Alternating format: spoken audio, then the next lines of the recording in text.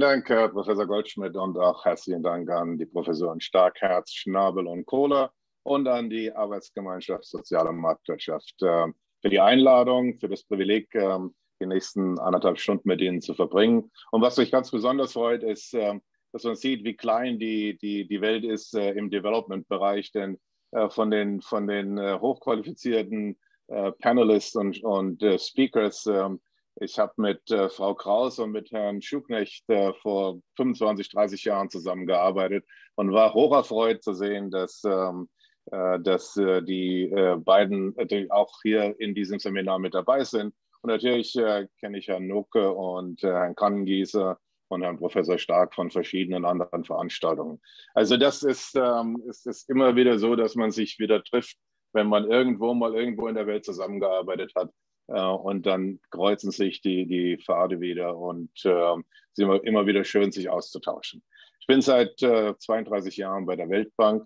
Ich habe ursprünglich sogar als Summer Intern in 1985 angefangen, mit einem Studium in Agrarwissenschaften im Ökonomiebereich und dann dem PhD in North Carolina State. Aber mein eigentlicher Hintergrund ist ich bin gelernter Landwirt. Ich habe also auch eine Lehre gemacht und deswegen ist mir ein Teil der Einsätze, die wir machen, besonders Technical Skills, Vocational Skills, ist eine Sache, die ich sehr gern sehe. Und da ist ja auch Deutschland federführend. Die GEZ, Frau Gönner, hat bestimmt davon gesprochen. Das ist eine Sache, wo Deutschland in der Welt eigentlich in der Führungsposition ist.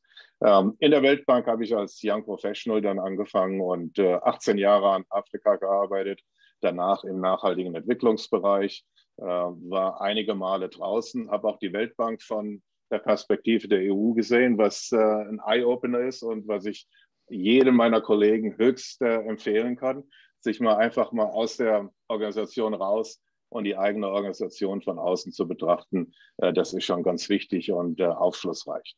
Und momentan jetzt die letzten 3 Jahre habe ich in Südasien gearbeitet und ich werde auch in meinen Ausführungen hauptsächlich über Südasien sprechen, über den Green, Resilient and Inclusive Recovery, den GRID Approach, den die Weltbank jetzt als Covid Recovery Modus Operandi angenommen hat, in Bezug auf Südasien. Und ein paar Vergleiche ziehen zu Sub-Saharan Afrika.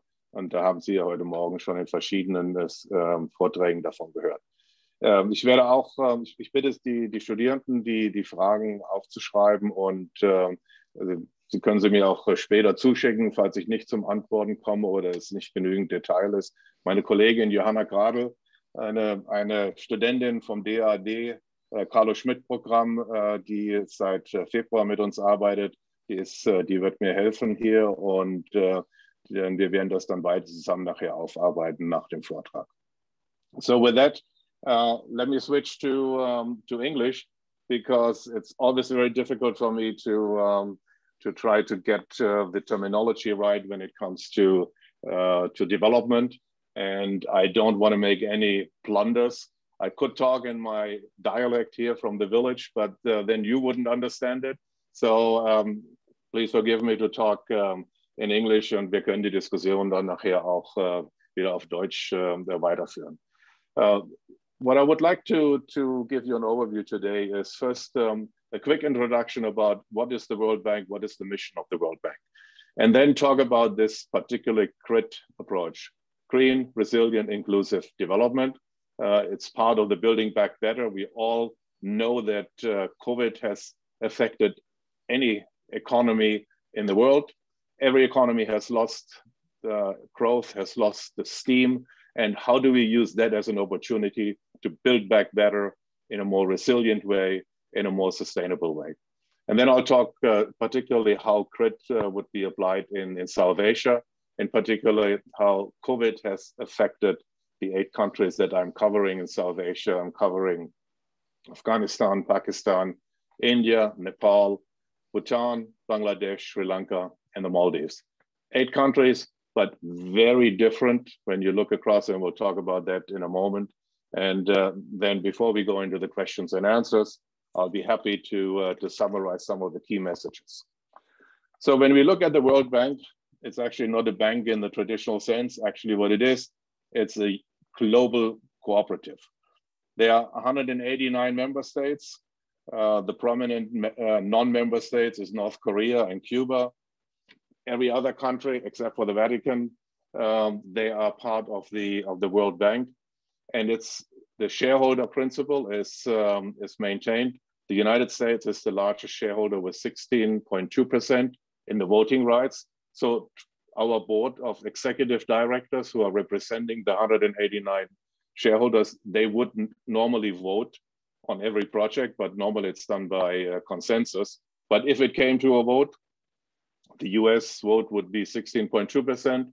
Second largest shareholder is Japan with 7%, followed by China that has really in the last 2 decades climbed up to the third largest shareholder with 4.5%. And Germany is at 4.1%, a little bit ahead of the UK and France. Germany joined the bank in 1952. The World Bank originally was created before the end of the Second World War in the 1944 Bretton Woods Conference. That's why the World Bank and the IMF are called the Bretton Woods institutions. They were then, the foundation was laid in 1946 with the first meeting. The first credit was given to France in 1947. Actually, in 1947, there were four projects that the World Bank approved that year. The total amount was $500 million US, quite substantive at that time. But if you look at the last couple of years, we have about 750 projects or programs going to our board for approval every year to the tune of about 60 to 80 billion US dollars. And so it has grown enormously, and so have actually the parts of the World Bank. And if we look at the World Bank, originally was the IBRD, the International Bank for Reconstruction and Development, as I said, created in 1944 to help with the reconstruction of Europe after the Second World War. Then it was then came the International Development Association in 1960 to help the poorest of the poor countries, and that coincided with a wave of independence from colonial powers across Africa, across the world. And then, so those are the World Bank usually is, when anybody talks about the World Bank, they are talking about IBRD and IDA. Those are the two parts of the bank that deal with governments. So I'm working in the World Bank. I have the IBRD, which is lending, market-based lending, and IDA, which are credits or interest-free loans to the poorer countries. So that is our relationship with the governments of our client countries. Then we have the International Finance Corporation that basically provides loans and investment advice and asset management, works with the private sector. MIGA is the Multilateral Investment Guarantee Agency, and MIGA is ensuring direct foreign or direct investment against the political risk, not commercial risk, but against political risk. So you have an investment in the mining sector in a country and you want to make sure that there's no expropriation, then you can actually take a MIGA guarantee that protects your investment against political risks. And then we have the International Center for Settlement of Investment Disputes. This is something when private companies and countries get into a clinch over an investment. This is then arbitrated and dealt with. The largest share of the World Bank structure, of course, is the World Bank dealing with the public sector. Now, after COVID, we had to take a decision of how do we actually position the World Bank, and that there was a confluence of a number of factors. First of all, COVID took everybody by surprise. COVID laid bare some of the weaknesses in the economies, in the financial sectors, in the health system, in overall public service delivery, and in terms of logistics and supply chains. The second factor was that there was a change in the White House, moving from the Trump administration to the Biden administration, which basically brought the United States, our largest shareholder, back into the Paris Agreement and a much more focus on climate change. And this is what the CRIT approach is about. It looks at green investments, putting together green structures in the financial sector, more resilience in the financial sector, but also in terms of service delivery, and a more inclusive development. So it brings what's in terms of sustainable development, also called the triple bottom line. It brings it very clearly together to focus on people, the poverty, elimination of extreme poverty, but also looking at inclusiveness and shared prosperity, meaning the bottom 40% of the population to fully participate in the growth of an economy, looking at jobs, looking at education, at human capital, and that together with the health of the planet. In particular, what we are seeing here, and this is probably even being discussed as we speak now at the G7 conference, transitions to a low carbon economy, transitions in the energy sector to renewables, transitions in the transport sector to lower emissions, e-mobility.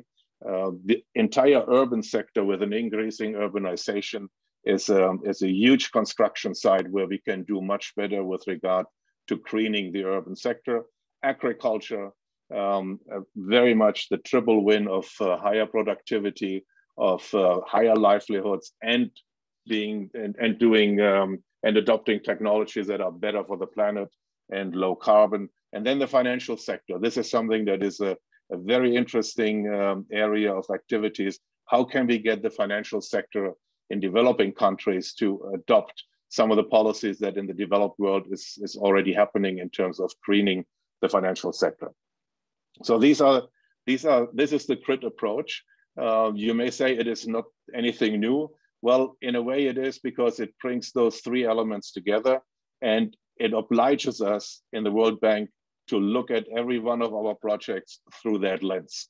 And if it does not meet the filter of alignment with the Paris agenda, then we will not do it. It also means that we very actively have to get out of fossil fuels, not only in the upstream, but also in the midstream and in the downstream. And I think what it requires, of course, is that we have to work with our government counterparts to adopt that and embrace it as much as we do.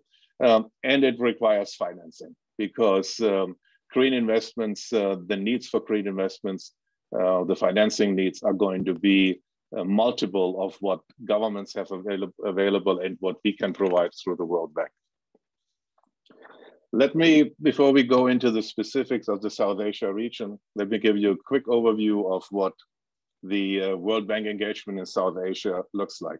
So we have the IDA countries. Those are the countries that are drawing on the IDA interest-free loans or grants. And those are the poorest countries, normally the low-income countries. Afghanistan, with a per capita income of a little more than $500 a year, is in there. But you also have countries that are relatively well off. The Maldives, as a high-income country, is in there because it is an island economy. And island economies are particularly challenged because of their very often reliance on one particular good or service. In this case, it is tourism, but also the physical and geographical isolation and so on make it very difficult for them. That's why we have a policy and exception that island economies, that's the Seychelles, Maldives, the Pacific Islands, and the Caribbean, they are benefiting from IDA concessions. Then, of course, we have Bhutan, Nepal, and Bangladesh. Bangladesh is right now at the border point of leaving the low income status, but for the next couple of years they will be there. That has consequences for preferences in terms of trade and so on. Then we have the IBRD countries, middle income countries, lower middle income countries like India with a per capita income of about $2,000 US, Sri Lanka a little bit higher. And we have countries that are in between. Those are what we call blend countries that draw on both facilities, on the IDA and the IBRD facilities. The bank's strategy is for South Asia is clearly focusing on sustainability, on inclusive growth, because we have a very huge informal sector, and on building human capital. I'll talk a little bit about that in a moment, and building resilience. South Asia is particularly prone to the effects of climate change. About 800 million people, that's more or less half of South Asia, lives in areas that are prone to cyclones, typhoons, and earthquakes, and so on. So resilience to natural disaster is absolutely critical. We have about 2,500 employees. I have offices in each one of the 8 countries. As Professor Goldschmidt just said, I came back from a visit to Kabul. That was my first trip to one of the countries in the last 15 months. I wanted to go to Kabul because it is our most fragile of environments right now. Uncertainty is coming from, on one hand, the troop withdrawal. Nobody knows what is actually going to happen. It's one of the poorest countries. 50% of the population in Afghanistan live below the poverty line. And on top of it, they are in the middle of another wave of COVID. And if you look at the public numbers, Professor Goldschmidt, I talked about it, they are saying that they have 1,500 new cases a day, but they only test about 5,000 people in a country with a population of 30. That is clearly indicative of heavy underreporting. We have 300 projects under implementation right now in South Asia, about 60 billion. Every year we add, or 50 to 60 projects are added, new projects, and those that are completed are leaving the portfolio. In the last couple of years, we have been doing lending to the tune of about 11 to 12 billion US dollars for those 8 countries. And let's take a look at how South Asia has been doing, and let's compare it to South Asia. So if you look at this slide, you see a couple of things. One, you see that overall, South Asia has dropped its GDP last year by 5.5, 5.4%. That is in stark contrast of what we had seen in the decade before. Our narrative for South Asia was always South Asia is the fastest growing region in the world. India was growing at 5 to 6%, Bangladesh 6 to 7%, even Nepal got up to 4 and 5%. And last year, the entire region took an enormous hit. So the contraction in GDP in South Asia was more than double of what we saw in Africa. I think in part this is because of the state where the economies are, but also the informality of the economy, the large share of the informal workers. And you have seen pictures when the workers from Mumbai and Delhi were trying to get on buses, and we were kind of in terror because there was no social distancing and nothing. But the informality in South Asia is a huge factor that we need to address. For next year, we expect that South Asia will come back. 6.8% is probably a little bit too high a forecast because we don't really know when this second wave and third wave in India, Nepal, and now in Afghanistan are going to end. Africa is going up to by 2%. So those are some comparators. I want you to take a look at the Maldives. They took a hit of 28% of GDP decline. That is because from one day to the next, they had to close the airport, no tourists coming in. And you see this a little bit also reflected in Sri Lanka, in Nepal, and of course in Bhutan. Those are countries that heavily depend on international travel, on tourism coming in, and whatever the economy relies on, this is something which will have to give us the entry point as we help the countries to recover. If we look at in overall characteristic, I think Afghanistan is probably most like sub-Saharan African countries. If you look at poverty levels, extreme poverty close to 50% in Afghanistan, but way over 40%, which is for sub-Saharan Africa.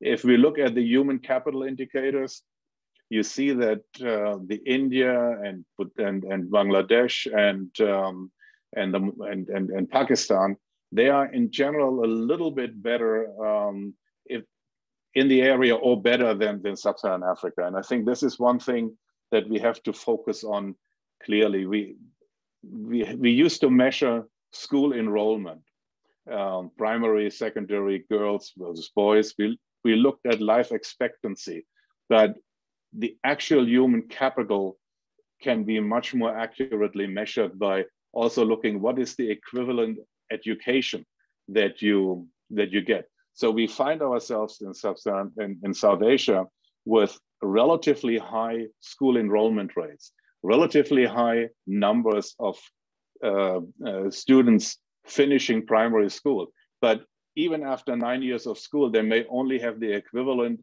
of a 4-year education. And this is being measured in the World Bank's Human Capital Index.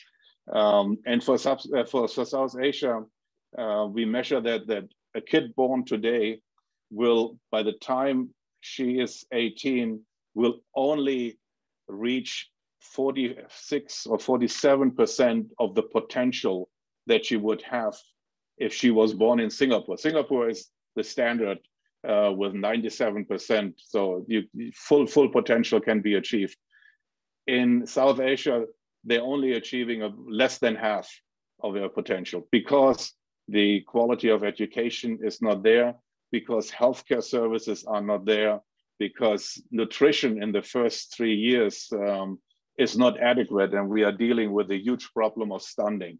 So investment in human capital is absolutely necessary. And I think this is something that very often gets forgotten by policymakers because they would like to see investment in infrastructure and nice roads and so on.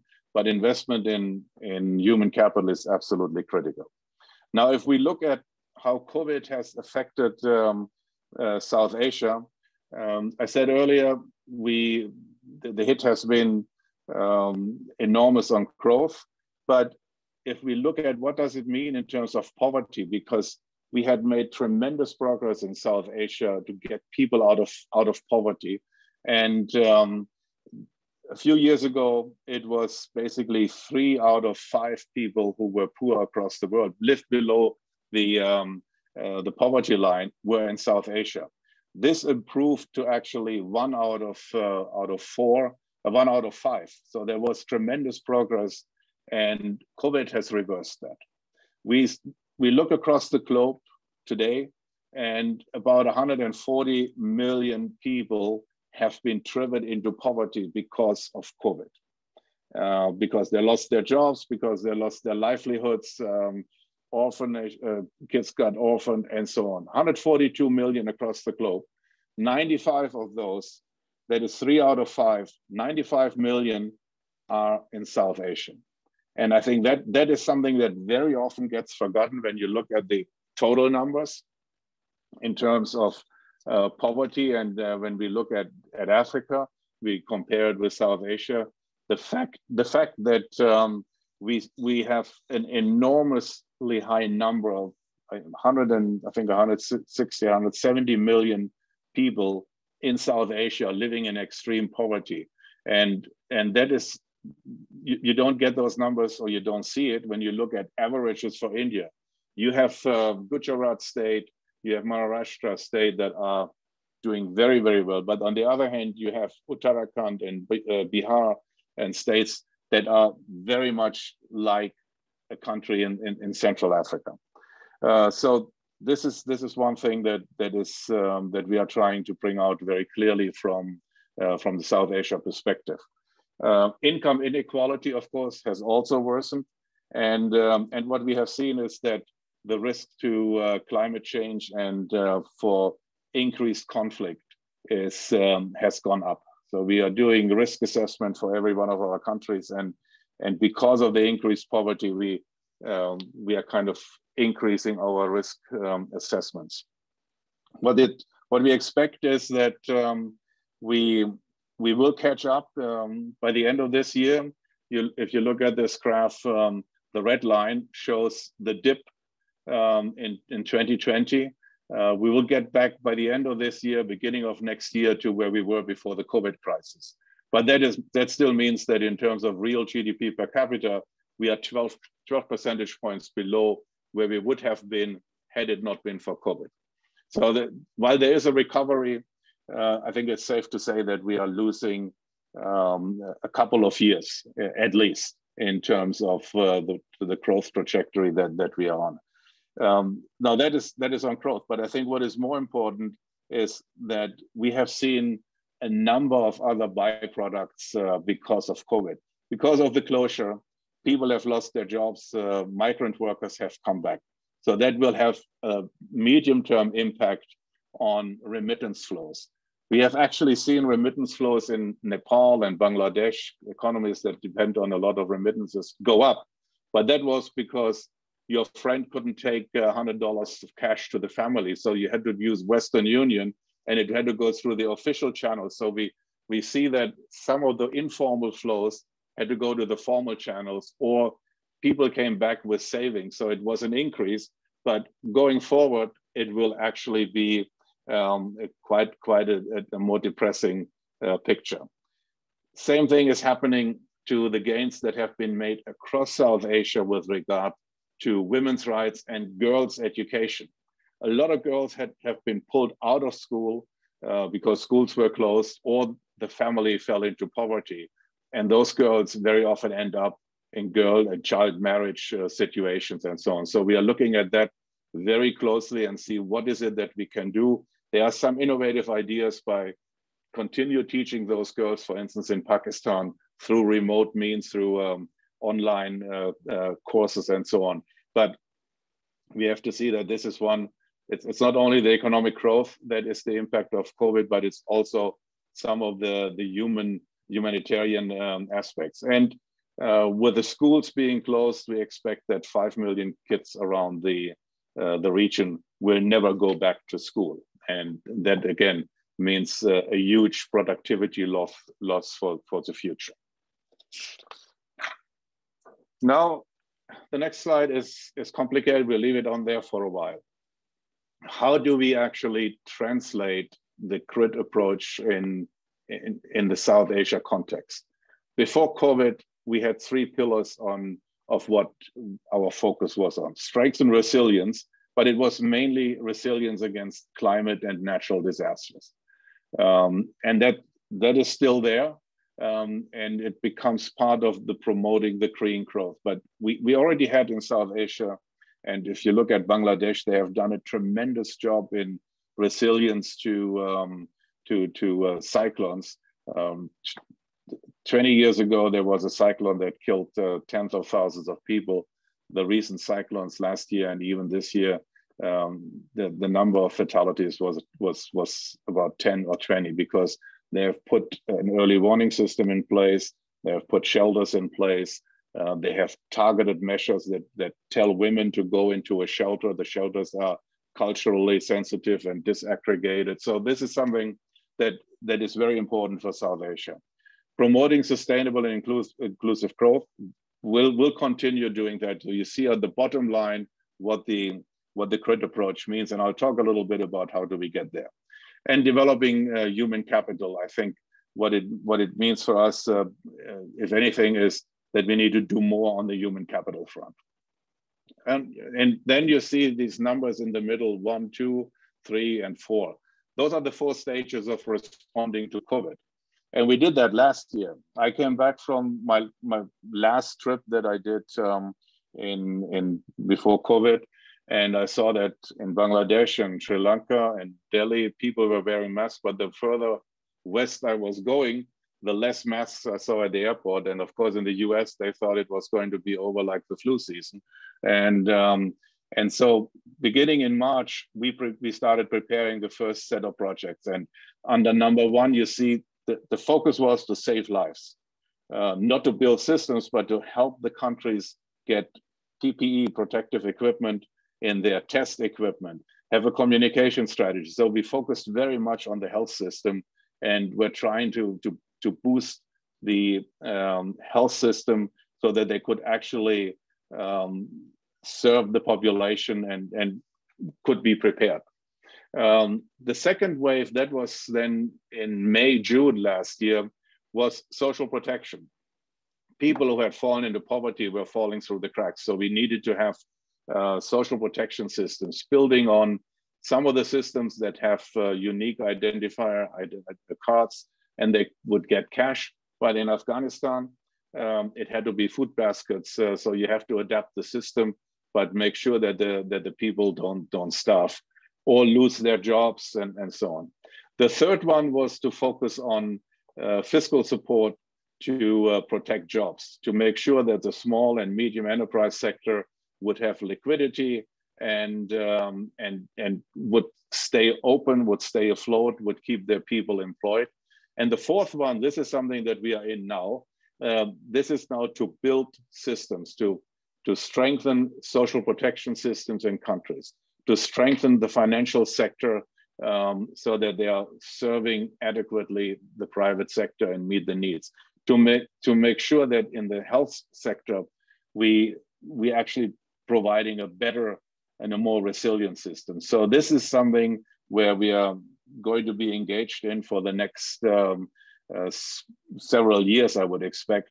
And what that includes is anything from building a more decentralized healthcare system to helping farmers in terms of better agricultural practices, small-scale irrigation, to promoting solar panels and at the household level, rooftop solar is one of the projects that we are doing in several countries, but also to help move forward with hydropower, particularly in the Himalayas, and help countries to really move out of fossil fuels into renewables. We just have a project in Pakistan that is addressing all three of those. So on one hand, we have a social protection system that basically was reaching 90% of the population. Now, it is not realistic that you think that 90% of Pakistan's population needs to be in a social protection system. But it was because the targeting was not correct. So we helped them to do better targeting. Only reaching 60% of the population now saves enough money to put of 350 million every year to actually put that into other parts of the system.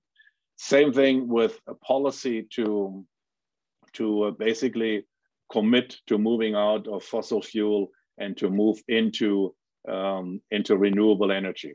Now in Pakistan, they are obliged to look at every project through the lens of basically lowest cost production, and renewable energy by any means will beat fossil fuel power production. So those are things that in one country, through different interventions, we are trying to make the CRIT approach work and help them actually move to meet their NDCs under the Paris COP agreements, and we hope that by the time the next COP26 is in the fall, that we'll actually have a very good story to tell. So let me close by going through some of the key messages. So COVID-19 has hit South Asia very hard. It has reversed economic and poverty gains by several years, by 2 to 3 years. What the region needs is an unprecedented response on the recovery effort. The approach to look through every of the interventions through the filter of, is it green, is it resilient, is it inclusive, is the only way to go, because we want to go back to the trajectory of eliminating extreme poverty and helping the bottom 40% to fully participate in the economic growth. There are a few milestones that we are watching and where we are expecting quite a bit of impetus and endorsement for that approach. One, of course, is this weekend, the G7.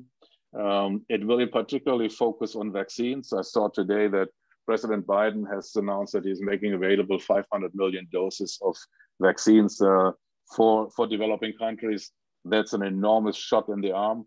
When I talked with President Ghani in Afghanistan, he said, look, we got the first 100,000 doses, and we don't have anything now to give our people their second shot. I mean, this is something that a lot of countries are grappling with. And I think the fact that India has put a moratorium on exports has been really put in jeopardy the whole concept of the COVAX vaccine alliance.